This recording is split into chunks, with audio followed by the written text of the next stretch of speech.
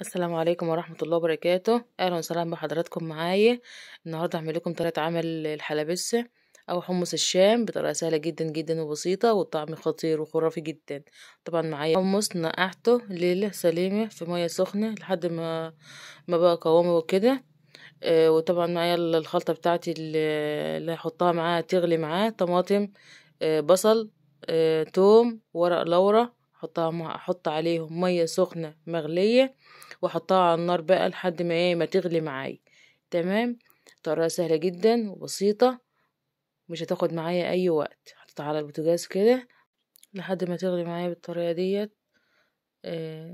وهبدا بقى نحط عليها الخلطه بتاعتي الجامده. طبعا دي معلقه صلصه طماطم، والبهارات بتاعتي شطه، بابريكا، كمون، ملح.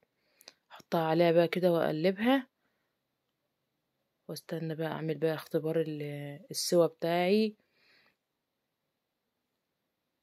اخد واحدة كده اجربها كانت استوت معايا بالطريقة دي. ما استوتش يبقى مش هتدوس معايا قوي، اخدها كمان غلو. هو حوالي مش هتقعد معايا كتير يعني على البوتاجاز عشان خاطر منقوع ليلة كاملة. تمام. هبدأ بقى ان انا ظبطت الكوبايات بتاعتي بالطريقة ديت. وهبدأ بقى ان انا اغرف بقى كده واحط في الكوبايات بتاعتي مجات، بولات، اللي انتي حابة تحطي فيها كده بالشكل ده. تمام. عملت الطريقة سهلة وبسيطة، مش هتاخد معايا وقت. ما تنسيش بدعوة حلوة ما تعملي الطريقة دي وتجربيها. ما تنسيش باللايك والشير وسبسكرايب للقناة عشان يوصلك كل جديد. واترككم على خير في فيديو جديد، والسلام عليكم ورحمة الله وبركاته. باي باي.